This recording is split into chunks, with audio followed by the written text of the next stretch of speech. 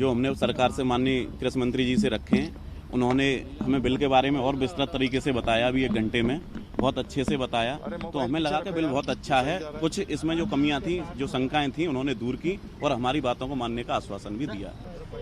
आवश्यक संशोधन है वो सरकार ने सुना है, मंत्री जी ने बहुत तसल्ली से सुना है और सुनने के बाद उन्होंने ये कहा भी है कि इन विषयों पर हम पहले से ही बात कर रहे हैं, इसलिए कोई नया विषय ऐसा उसमें हमको नहीं लगा, आराम से सुना है।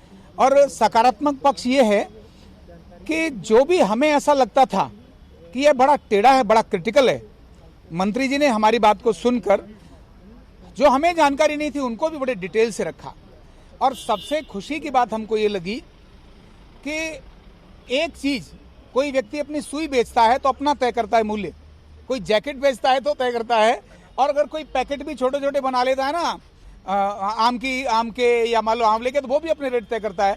जो किसान तय नहीं कर पाता था पिछले अनेक वर्षों से, आज किसान अपने उत्पादन का मूल्य तय कर सकेगा, ये बहुत बड़ी बात है। इसी को लेकर के हमें सरकार का हमें समर्थन करना चाहिए। बहुत बड़ी मांग थी कॉन्ट्रैक्ट फार्मिंग में, जो मंडी अधिकारियों को इन्वॉल्वेशन था और कॉन्टैक्ट करने के लिए। तो हम ये चाहते थे कि जो कंपनियां आएंगी वो कंपनियां कहीं ना कहीं किसान, जो ग्राम पंचायत प्रधान हो, उसको वरीयता दी जाए और उसको उसमें कॉन्टैक्ट में रखा जाए। और एक कॉन्टैक्ट हिंदी में होना चाहिए क्योंकि किसान उसको आसानी से पढ़ सकता है।